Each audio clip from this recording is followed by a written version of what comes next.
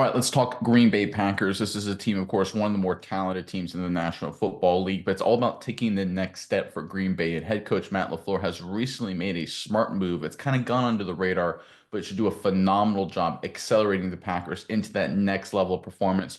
We'll get to that in just 1 second. But first, I'm Nick, that's Andrew, and this is Saturday Morning Inspection.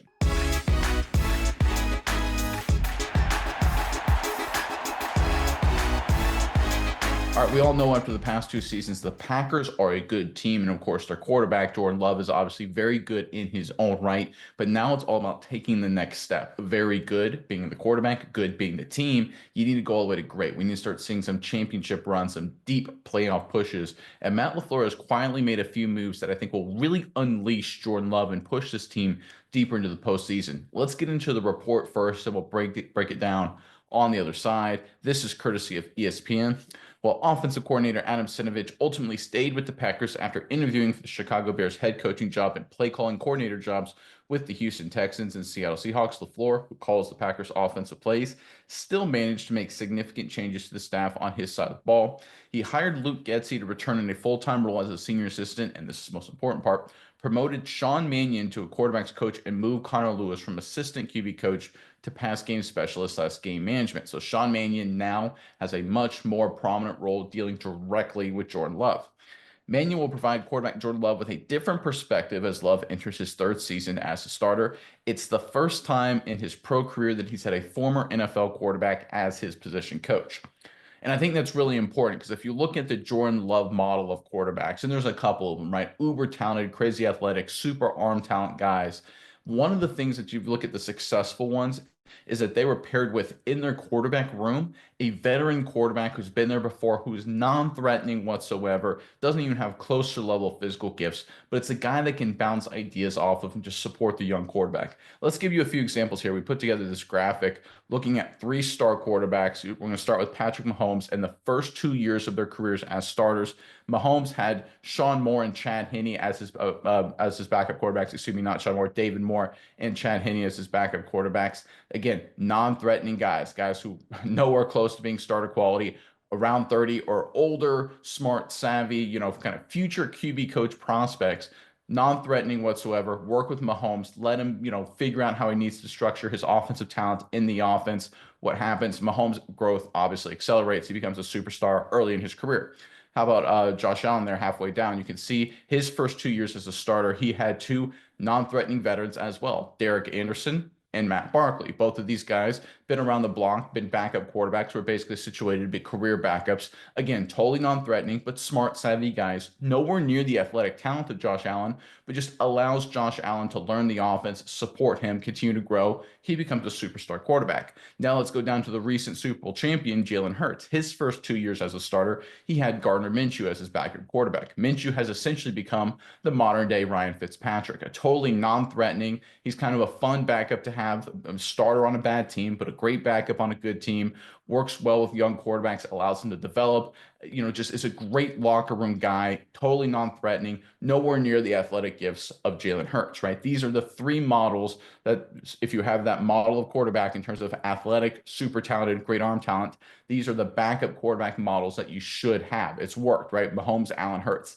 Let's go to the Packers now. What did the Green Bay Packers do with Jordan Love his first 2 seasons as a starter? They paired him with, in the quarterback room, Malik Willis this past season and Sean Clifford the year prior. Both quarterbacks younger, in some cases, in Malik Willis's case, I think it's younger than Jordan Love, or at least right around the same age. So not the non-threatening veteran. Both of these guys are mobile, athletic guys, so they're not bringing anything to Jordan Love. They're not bringing a unique mindset. They're not very technical guys. If you look at some of the veterans, like Chad Henne, for example, that can really, really taught Patrick Mahomes some technique things. None of these guys are on that level. So Jordan Love, the past 2 seasons, has essentially had a quarterback room and quarterback leadership around him who doesn't support him the way other great teams supported their uber talented quarterbacks. That has changed with Sean Mannion, and I think that's going to be a huge weapon for Jordan Love going forward. It's hard to really think about it because when we look at these quarterbacks and really professional athletes at large, we think that they're just sort of like, we make this analogy all the time. Everyone views these guys as if they're players on a Madden video game and they just have a rating. They just have a score. They're an 85, they're a 92, they're a 77. whatever it is, and that's just who they are. But we forget these are human beings. And as I play college football, small time college football, and I can tell you, when you had a young quarterback in there, a guy trying to learn the ropes, having a veteran to work with, having a veteran to help you through the process, it really helps. It accelerates your growth so much faster. And I think what we've seen from Jordan Love is he hasn't had that guy who knows what he's going through as an NFL quarterback in recent memory, but who also is non-threatening, who can add value, who can accelerate areas of Jordan Love's game where there are weaknesses, right? You have mobile athletic guys like Malik Willis and Clifford. Hey, great. They could come in and do a good job in the offense if Jordan Love gets hurt. That's phenomenal, right? You love that in the backup, but they're not making Jordan Love better. And that's what the Packers really need to focus on. We've seen it over the past 5 years, even prior to that. You want to make deep playoff runs, you have to accelerate your quarterback. You have to put him in positions where he's the man to be successful. The Eagles have done that. The Chiefs have done that. The Bills have done that. The Green Bay Packers need to do that. And it looks like, at least when it comes to their coaching staff, are doing that with Jordan Love. And I think it's a great move by LaFleur. All right, Miles, I'm curious what your thoughts are on all of this, but Packers fans, you guys first in the comment section below. Obviously, we're talking a coaching change here and a smart move by LaFleur, but looking ahead to the draft, what's one player you want the Green Bay Packers to select? I'm not talking in the first round or trading up to get or anything like that. I'm just talking about through the entire draft. What's one guy you really want Green Bay to pick up? Maybe it's a favorite of yours that you watched in college, or maybe a guy who you think would be a really good fit. Let us know who you want the Packers to pick up. Doesn't matter the round in the comment section below. But Miles, I will throw it over to you now. What are your thoughts on this latest news out of Green Bay? Yeah, Nick, I think this is really key, especially when it's a young quarterback and they're trying to grow and develop, like you were saying, to have a guy to bounce off of, but also to sometimes when you're a young quarterback and you have these like young, maybe not quite as talented as you as far as draft status or draft position, but you have guys that are, athletic, challenging for your position. You're less prone to make mistakes in practice. You're less prone to go out there and really just give it your all just for the fact that, well, I got to play tight because there's someone like chomping at my heels ready to take over if I mess up. And I think you see that a lot of times like recently. I'll give a couple examples. Pittsburgh Steelers with Justin Fields and Russell Wilson. Neither of those guys really like the other one was always at the other one's heels. Justin Fields, probably a guy that did a really good job, but Russell Wilson, although got the job due to injury, Fields did. Russell Wilson was right there the whole time and inevitably did take back that starting quarterback role. So I think that's something that just is a factor as with young quarterbacks. You look at Bryce Young with the Carolina Panthers. Andy Dalton was right there. Andy Dalton wasn't necessarily like a young athletic guy, but he was a guy that was considered a potential starting caliber quarterback throughout the league at that time still, and he got on Bryce Young's heels, challenged him, ended up overtaking him a couple times. They go back and forth. It's just really stressful for a young quarterback to be in that situation, especially when it's a quarterback that you're saying is the future of your team. So for them to set him up, I think Love has never really had that issue as far as once he started starting, he clearly separated himself from the pack.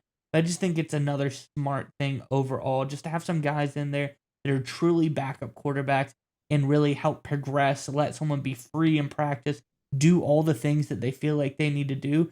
I think that can't go understated. I think that's a really big thing. Then the other thing here, have these older guys, these more veteran guys to bounce ideas off of and talk to. I think that is also just such a big help because anyone in America, whether you're in a job or something, if you work, like you get hired at a job and there's a bunch of young kids the same age as you, you're all kind of lost together. You're finding your way through. You can talk stuff through, but sometimes if you're at a job in a certain place, I have a friend actually had a very similar situation to this.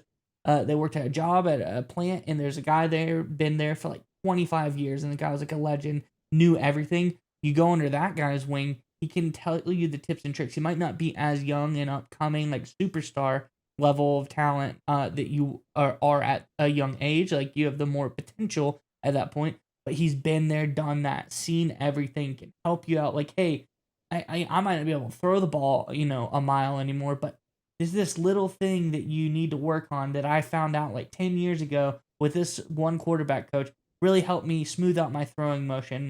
My throwing motion is not as good as yours, but this is a little tip I found that it's going to help you out. Those kind of things are very important, whether it's in football or everyday life. Just people who can give you that one little thing to change. So these are the kind of guys now bringing in. I think this is a really interesting situation for Love to have a guy like Mannion who's been around. He's been a veteran guy in his corner now as a quarterback coach. Just be like, hey, I'm on your side now. I'm going to make this quarterback room as beneficial to you as possible. I think overall, a great move by the Packers setting Jordan Love up for success. Yeah, I'm reminded of the story during the end of Super Bowl 36, right? That was the Patriots' first Super Bowl run against the Rams. They're big underdogs. It's 17-17 under 2 minutes to go. The Patriots are about to get the ball back after the Rams just tied it up. Brady, of course, is the starter. He's the quarterback. Veteran Drew Bledsoe is backing him up, right? And going into the drive, the offensive coordinator, Charlie Weiss, is talking to Brady. Hey, be safe, be safe. If it's not there, we'll just go to overtime. If it's not there, just go to overtime. If Bledsoe famously turns to Tom Brady, right? His offensive coordinator literally just gave him these instructions and says, hey, Tom, F that. Go out there and sling it. And obviously, the rest is history with the Patriots winning that Super Bowl and Tom Brady and the New England winning many, many more.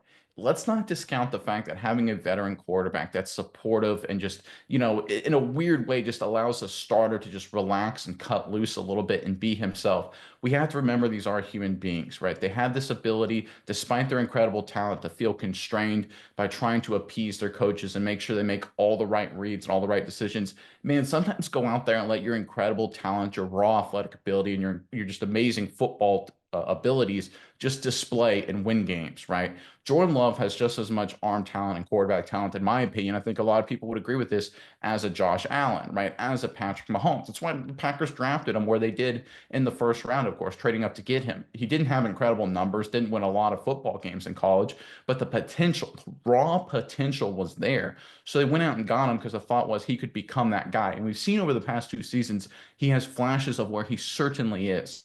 But one of the things that's been holding him back, my personal opinion, especially in the biggest moments, is I think he's a little overcoached. And that's nothing against the Packers, right? It's just what happens. But he's a little robotic. He's got to make the right read. He's got to, run the right offense, the right timing. LaFleur's got a great offense. They're very efficient. That's nothing against that. But sometimes, man, if you quote Drew Bledsoe, you got to go out there and sling it, right? And that's what Rodgers was able to do. That's what Brett Favre was able to do, right? Obviously, Rodgers dealt with his issues as a quarterback, certainly working well with Mike McCarthy for a very good period of time.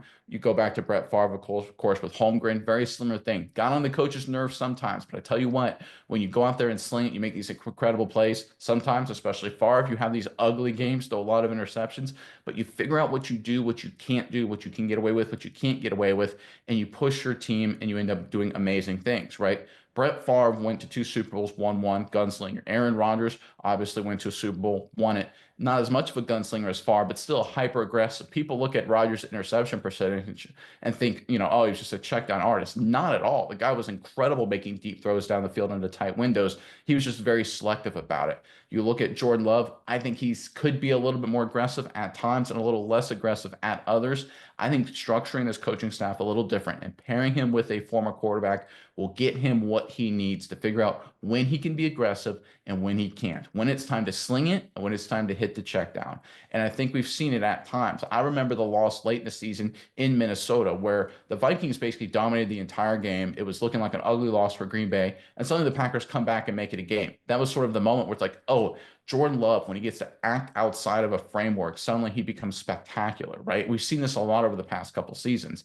There are some games where LaFleur calls a great game, like against Dallas in the wild card round a couple of years ago. But really, the secret sauce to the Packers becoming a championship team is when Jordan Love unleashes his Josh Allen, when he unleashes his Patrick Mahomes.